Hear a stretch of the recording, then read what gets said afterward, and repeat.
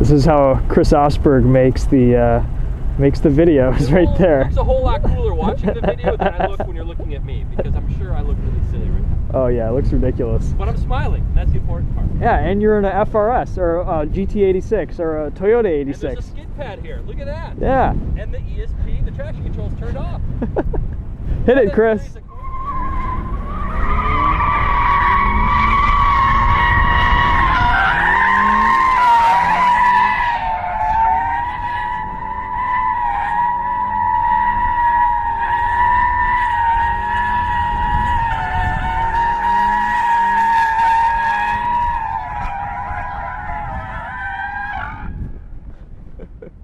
What's going on, everyone? This is Chris Osberg with Winding Road Magazine. Today I'm here on a beautiful snowy Michigan winter day with the car formerly known as the Scion FRS. It's the Toyota 86.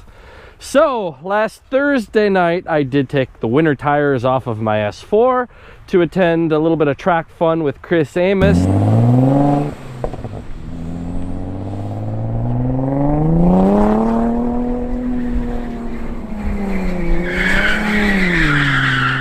I booked the 86 for this week. That is a guaranteed recipe for what you see all around you: snow.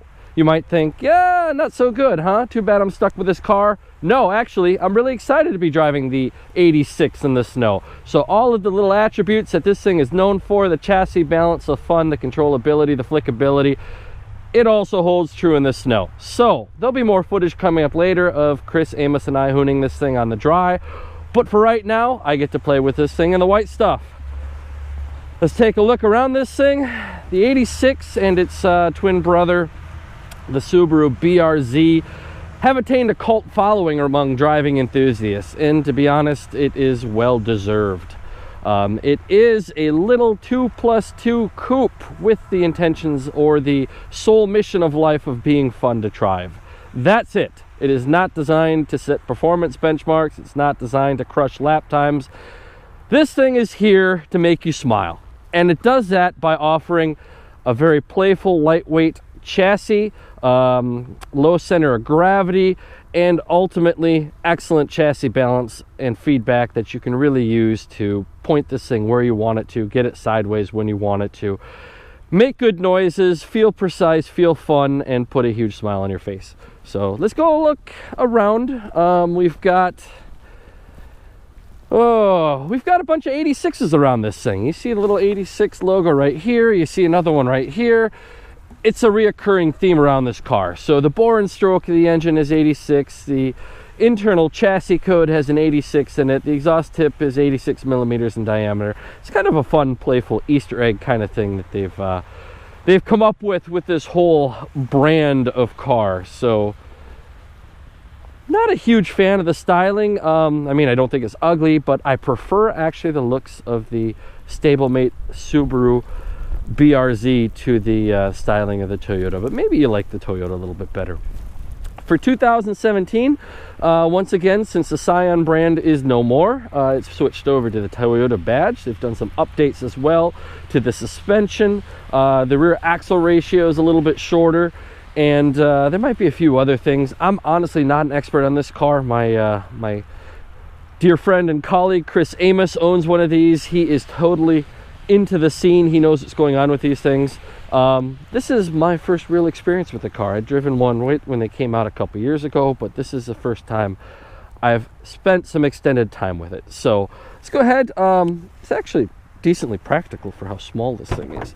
The seats fold down, and believe it or not, I was able to fit a full-size 29-inch mountain bike in the back with taking the front wheel off. It was an extremely tight fit, but it did happen. Let's open that back up. We see a little bit of Subaru in there too. So to be clear, it is a joint effort between Toyota and Subaru, with Subaru handling the manufacturing aspect of this vehicle. It has a 2-liter Subaru built flat 4 engine, making in this trim 205 horsepower, 158 pound-feet of torque. Toyota's know how it comes into play. I believe it uses a Toyota fuel injection system on top of the Subaru engine. So it's not an overly powerful car, but to be honest, it's enough power to make this thing entertaining and to get out of its own way, to say. Specification 0 to 60 time on this thing is in the low 6-second range. We'll put that to the test later. But enough looking at this thing. This thing was made to drive. Let's go ahead and take a look inside and see what we're dealing with. Oh, you know what? I probably ought to unlock it first. There we go. Familiar Toyota unlocking beep. All right, so driver focus is the name of the game here. First off, love the seats. I'm a pretty big guy, so it's possible that sporty seats can be a little bit too supportive. If the supporting doesn't fit me right, not a problem. So 6 foot, 220 pound guy, very comfortable in these seats, very good support. Steering wheel, perfect positioning. I really like where the steering wheel, where the gauges are. You can tell it's the driver focused gauge system because you have the tach front and center. The area where you're going to want to be in the tach, which is 5,000 to 7,500 RPM, right up top. You know where the sweet spot is. Very, let's say, racing oriented gauge setup. Interior, Spartan, but perfectly functional. You know, I really like this Alcantara trim that they have here, and on the door card area here where you're going to rest your arm. It's comfortable. It feels like a decently quality material. It's going to wear well.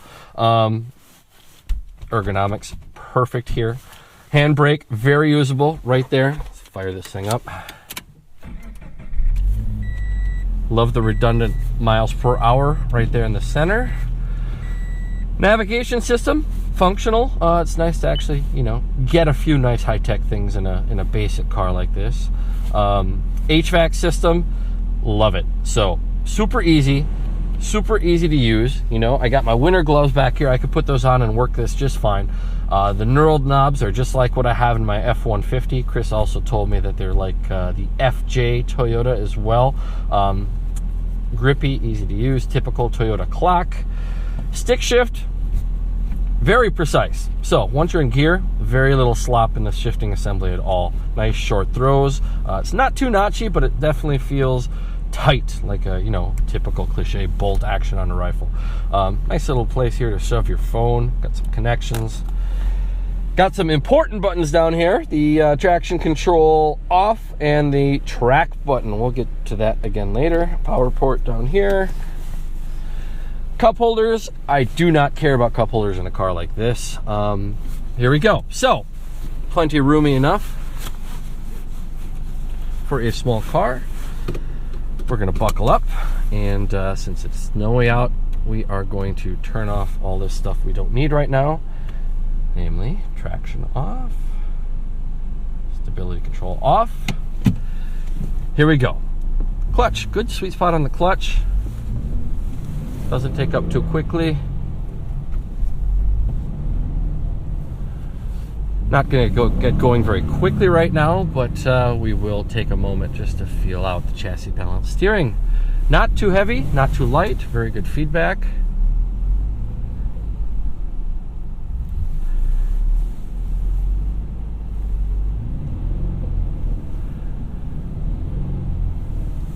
Traction from the stock all-season tires, especially after I spent an afternoon drifting it on Friday. Not so good. If you're going to drive one of these in the snow, I would definitely recommend investing in a set of dedicated winter tires. You're going to want to do that. I bet this thing would do actually really well in the snow with winters. But you can see here, oversteer is perfectly manageable. You just get the throttle in the right spot, a little bit of wheel shuffle, and this thing is going to go exactly where you want it to go. I think we'll take one more victory lap here before we get back out onto the road. So while I do my best initial de-impression in the snow,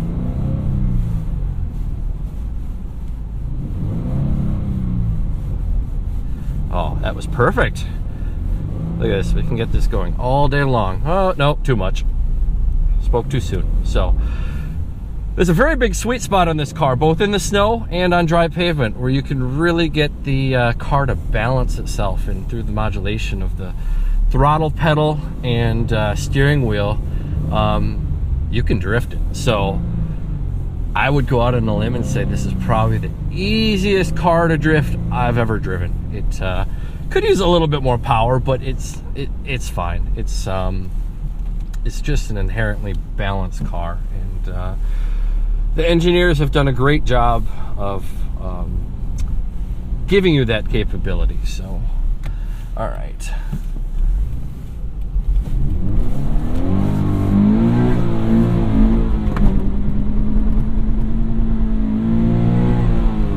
A little bit of axle tramp there. Of course, has an independent rear suspension, but on the wet pavement there, as we were spinning the tires in second, you definitely feel some driveline vibration. Not a big deal, but just something to take note of. More information on the driveline. It has a limited slip differential in the back, which is absolutely critical in how this car handles and rotates and drifts. It is a Torsen style, or a torque sensing gear-driven rear differential. That means that the Torsen, instead of an open differential, which tends to send power to the wheel with the least amount of traction, a Torsen differential will shift the torque to the tire with the most traction. The advantages of the Torsen style is it doesn't wear out over time. So clutch style limited slip differentials are great, but they tend to lose their effect over time as you're wearing out those clutches, and the system can no longer lock to the same capabilities before. Torsen style, like we have in the back here, is very smooth engagement. It's very friendly when you're not driving the car hard, meaning in a parking lot, it'll drive, you know, like you're just pulling into a regular parking lot at slow speeds, not drifting or anything. It won't give you any bad habits, any chattering, any resistance in the back. It seems to track pretty well. And when it needs to shift torque, it does it very smoothly. And on the track and in the snow, I'm very happy with how the user friendliness is on this Torsen rear differential. Back to ergonomics, pedals very nicely placed. Perfect for heel and towing.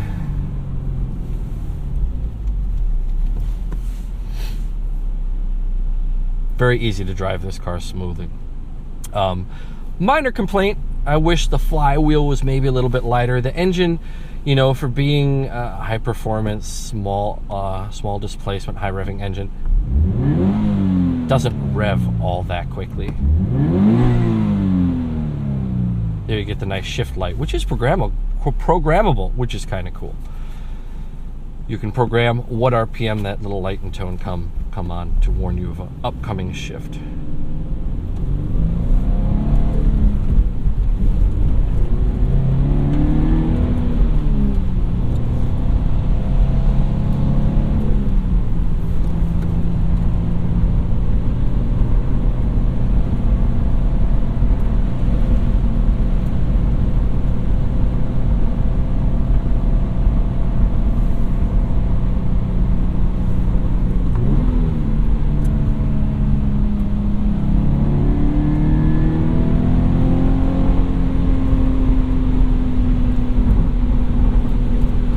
Personally, I'm a fan of the induction noise, with all these companies these days doing a lot with fake noise shaping with speakers and sound actors and various items.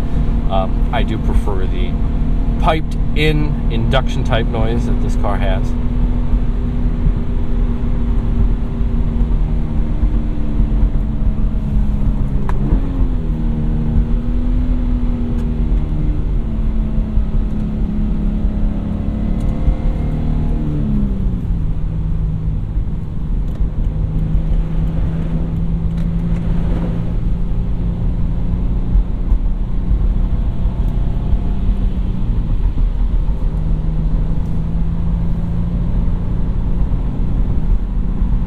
Back to the steering wheel.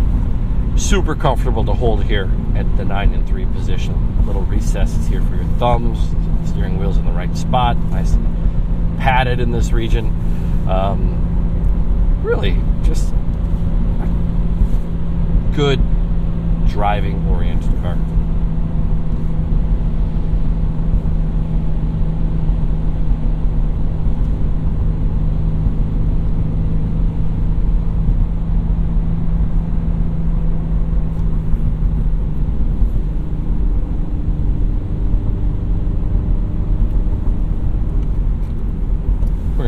turn the stability control back on.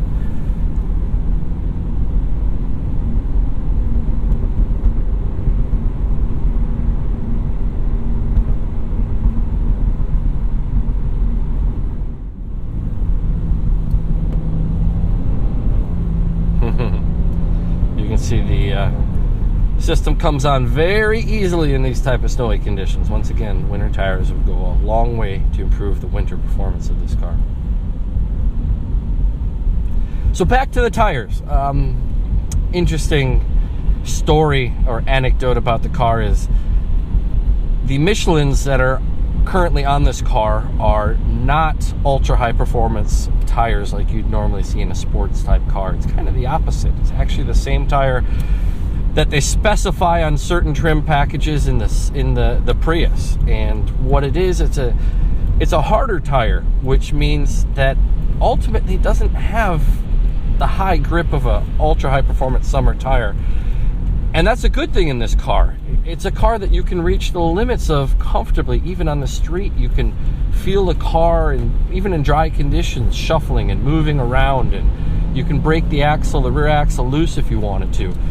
You can get the car to rotate when you want it to, and you can hoon the crap out of this thing with minimal tire wear, because they've done this kind of opposite thing from what most companies would do with such a car, and I applaud them for it. I think we need more cars that are tailored more towards fun than performance metrics that we all seem to be caught up in these days. When this car was first announced, I'll be the first to admit I didn't exactly get it. I thought, oh man, this car doesn't have a lot of power. It's not equipped with huge brakes and huge tires. What are they doing? And now that I've seen what this car has done in the marketplace and driven the car, I totally get it. I totally understand the reason that they've made the car the way they have. So here, go ahead and hit the fun button again.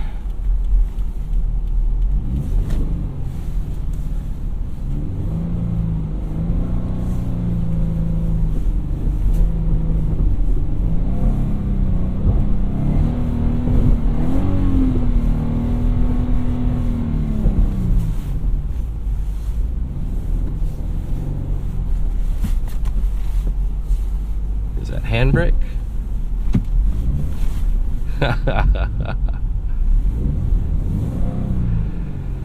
Oh, okay, if you're going uphill, it's gonna be a long trip.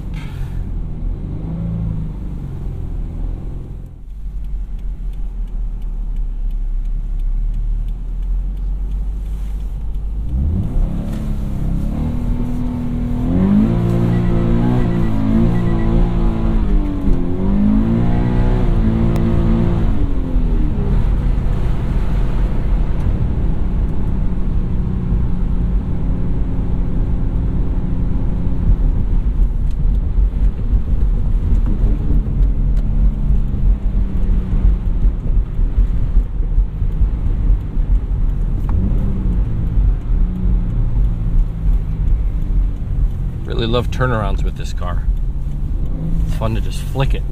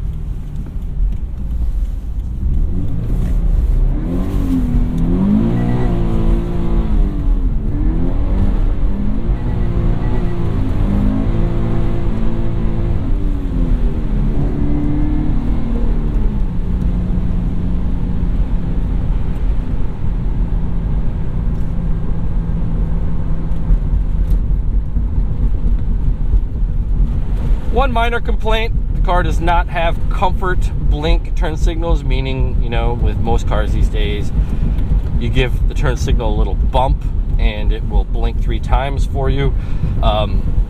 it doesn't have that. And to be honest, it's something it easily could have. You're not really adding weight or complexity or much cost to the system at all. It's just a nice feature to have. But in terms of other creature comforts, I totally understand if they're not included in this car, because this thing is designed to be lightweight, it's designed to be affordable. This particular car, which seems pretty well loaded, stickers out at only about $27,000, which I think it's a value. You know, you're gonna have a tough time finding a car that is as much fun, it offers the level of driver feedback, fun that this thing offers for that price.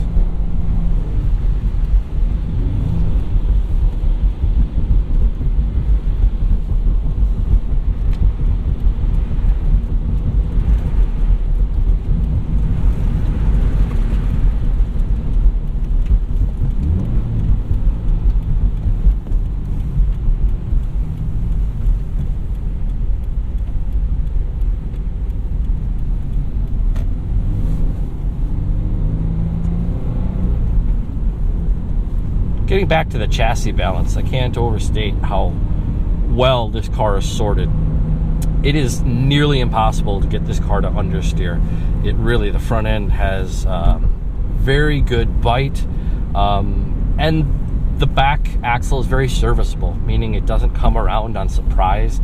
It really is progressive. It gives you warning that you're going to get into oversteer, and once you're in an oversteer state, it's so easy to balance this thing. You know, I'm not a, you know, I love driving sideways, but I'm not a talented drifter or anything. But this car will make you feel like a pro. You know, we'll give you some footage from the drift session Chris Amos and I had last week, and you can really see that the car is just super balanced, and you're able to drift that thing pretty much non-stop. I only ended up stopping once the tires became overheated and didn't want to grip anymore, but you can just hang the rear end of this thing out all day long. It's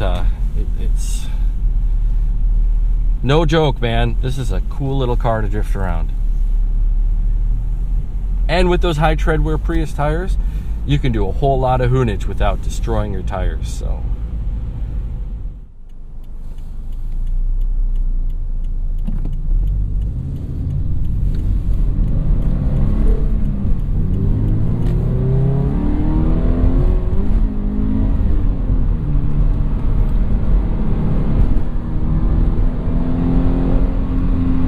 now that the roads have cleared off a bit, we get the 86 into an environment that it seems to enjoy a whole lot more. Apologize going into the sun here. But these winding roads are absolutely what the 86 is all about. It's just so eager to turn in.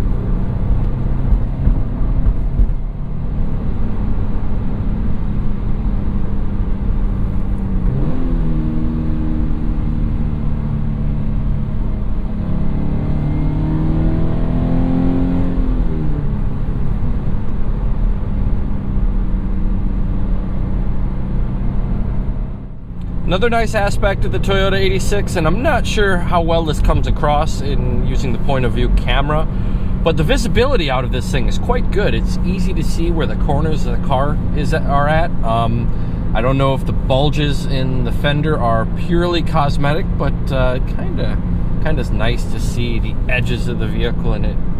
I think it would make it easier to place this car in tight situations like an autocross or even on the track. So I think there's a functional aspect behind the visibility of the car as well.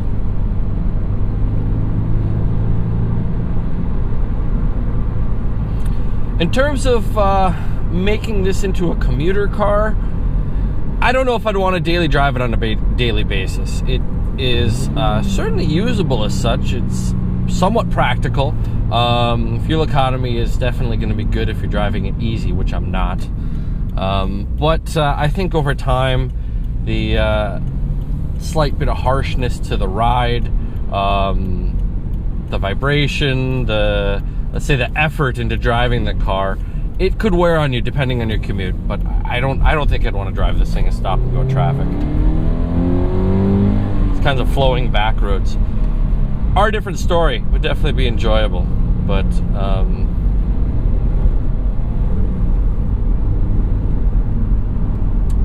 all depends on how hardcore you are, I guess. Me, I'm starting to get a little older, so I'm not as hardcore as I used to be.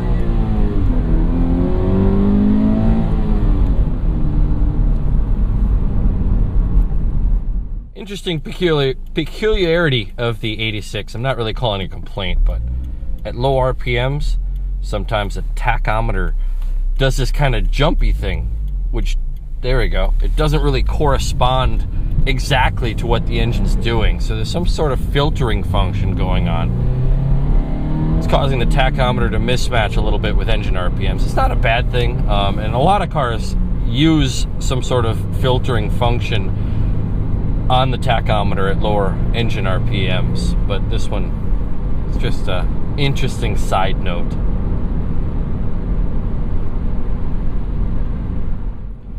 This engine doesn't make a lot of torque, but the gear ratios are sufficiently low enough and spaced tightly together enough that it feels responsive around town. You're not feeling like the car is struggling to move at a reasonable pace.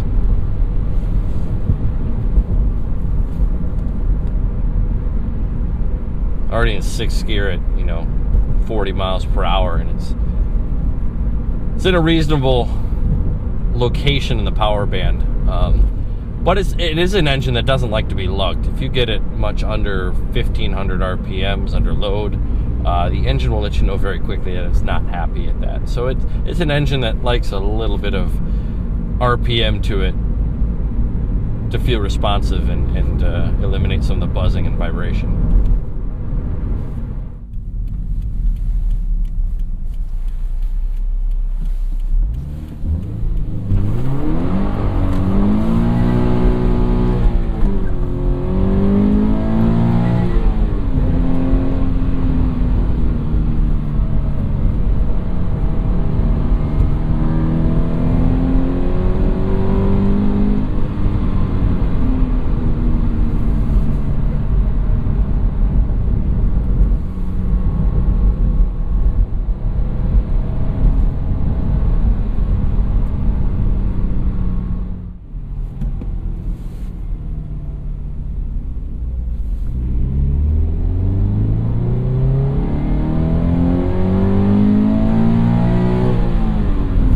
Another thing about the power band too, the engine has kind of a nice rush to redline. So it feels like below 4,000 RPM, it's a little bit sleepy. Above 5,000, you feel it kind of come alive. But the last 1,000 RPM or so before 7,500 RPM, engine has a nice, let's say, bump in power. You really get that normally aspirated climax as you get close to redline and the shift light starts blinking and you hear the tone that it's time to upshift. It contributes to a kind of a fun experience. You really get reminded about all the good things that a normally aspirated engine can bring to the table when you're talking about driving fun.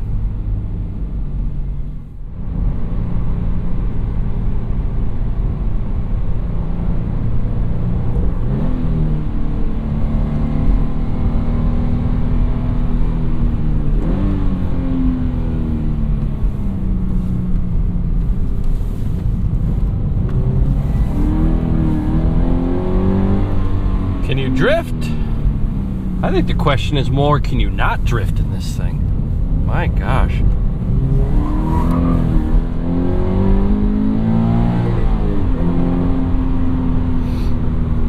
Now with that said, there are multiple stages to the stability control system on this car. So you have the full-on stability control, which frankly lets you get away with a lot of shenanigans, especially in the snow. And I haven't been able to try yet, but I think you could still spin this thing out in the snow even with the stability control on. And I've never encountered a car with stability control where that was possible. So challenge accepted. Maybe I'll have a chance to do it during this review. The next stage you have is what's called the track button, which you see on the far right here. So that still has some level of stability control, but it lets you get away with a whole lot more before it intervenes. Now, it's a little bit counterintuitive. At first, I thought the track mode would be full off, like that's what you want on the track. But no, track mode is you still get a little bit of stability control and traction control, but it lets you get it a bit sideways. If you want to turn it off, you have to press and hold that button, and that will get you 90% there. So that will pretty much turn off all of the electronic intervention when you're on the throttle, but if you're off the throttle or doing something really crazy, it might kick in from time to time. Apparently there's some video game Contra cheat code type thing where you're pulling handbrake levers and hitting pedals and doing all sorts of crazy voodoo magic to completely turn the system off. Chris Amos knows how to do that. I don't quite know how to do that. I could look it up, I'm sure. But you know what? I haven't had a problem just turning it off with this button here. It's allowed me to do all sorts of crazy stuff, and it hasn't ruined my fun. So absolutely critical on a car like this. You need to be able to turn that stuff off. You need to be able to be one with the car and be under your own control and your own responsibility. So if you think you can handle it, which in this car, it has a more controllable performance envelope than just about any other rear-wheel drive car I know, go ahead and turn it off and have at it. But not my fault if you wreck it. So here is my theory with the GT86. I think this car is so agile and turns in so quick that even with the stability control on, I have the feeling you could still spin this car out if you're not careful. I'm going to put that to the test. If you do something dumb, you can spin this thing, even with the stability control completely on.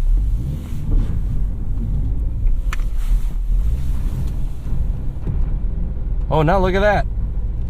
Come on. Go, go, go.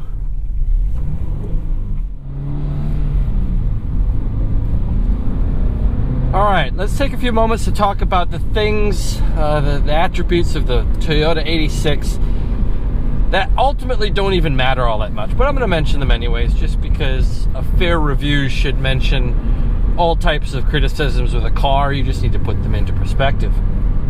The refinement on the 86 isn't very good. So a lot of the things that Toyota has done to make this a very responsive and sporty car definitely take away from the smoothness and the refinement of the car. So the suspension mounts, the body mounts, the chassis mounts, everything is very stiff on the car. So you get a lot of noise, vibration, and harshness.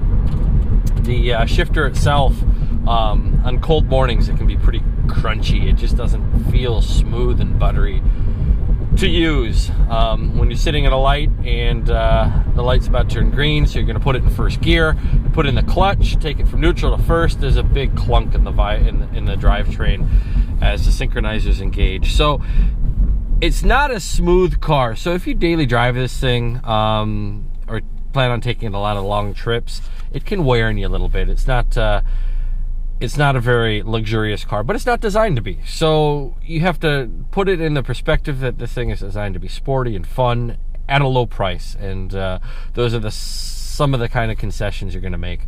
Powertrain wise, the engine could be a little bit smoother from the noise, vibration, and harshness perspective.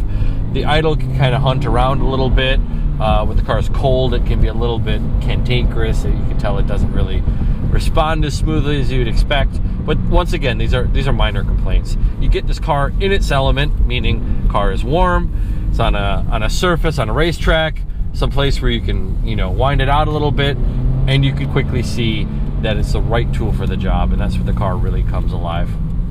Ergonomics wise, it's really not bad. The audio system works well, and the stereo itself is actually a pretty decent unit for a car of this price and this scope, where it needs to be a lightweight car. I mentioned before, the materials overall in the car are pretty darn good, considering, you know, once again, the lightweight mission of the car and the low cost of the car. A few features could be added in the name of refinement. It could use, you know, some comfort. Could use comfort blinkers to make it a little bit easier to daily drive this thing. And I'm surprised it doesn't have satellite radio, to be honest. That is a minimal feature that most every car has these days, and it really wouldn't add a lot of complexity and weight to it.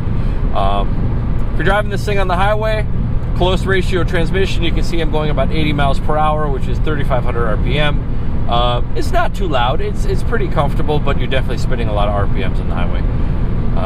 So it's not the ideal road trip car. But once again, please keep these things into perspective. The important things are all there for what this car is designed to do. So that brings me to my final conclusion. What do I think of the Toyota 86? Frankly, I really, really like this car. It is a finely honed tool. It is a tool to perform a very specific task, and that is to give you driver feedback, to give you driver fun, to give you controllability, to give you a car that you can flick, you can pitch, you can throw sideways. And it is very accessible to the normal driver. You don't need to be a race car driver to put this thing at the absolute limits. In fact, it has limits that you can approach on the street, which is really rare these days for a performance car. Almost anything that's performance oriented these days has limits so high that you're absolutely crazy to break the limits of traction. And this car intentionally gives you lower and more controllable limits that the everyday person can use. And for that reason, it really is an everyman sports car. It's a car that you can approach and enjoy and learn and really find the limits of. So I encourage anybody who drives one of these to get it out in an environment where you can really get it to 10/10ths. So get it out in a parking lot, take it out in an autocross, do some donuts with it, pitch it sideways, figure out how this thing ticks. And with all those things considered, $27,000 for a car that has a decent level of performance, a top level of driver feedback and enjoyment, and overall in a package that's, you got to make a few compromises. It's not a super practical daily driver, but it could be a whole lot worse. You got back seats, which I did shove my kids in. The seats fold down. You can shove a mountain bike in there. I did that. Fuel economy is pretty decent. Overall, it's an awesome car. I'm glad Toyota has made it, and I hope they can continue to make it. Now, no car is perfect. I tend to like cars with a lot of power, even more power than the chassis can handle. So it'd be kind of cool if they came out with a little bit more potent version of this car on the same theme, you know, something that's controllable and fun and flickable, but maybe 250, 275 horsepower. Doesn't need to be turbocharged. I'm not entirely sure that a turbocharged engine would be best for this thing, given the linear power band and the controllability you want. Maybe something supercharged, or think about a flat six based Subaru high revving, you know, almost a Porsche type engine in this thing. It would be pretty wild. But in any case, Toyota 86, I've warmed up to it. I started out as a hater. I didn't get it. I really get it now. Thanks, Toyota, for giving me the chance to drive this thing. And I hope you enjoyed this review. I hope you learned something from it, and continue to tune in for additional winding road videos, point of view drives, performance tests, reviews, track tests. You name it, we're just out having fun in cars. So this is Chris Osberg. Thanks for watching, and we'll talk to you guys later. See ya.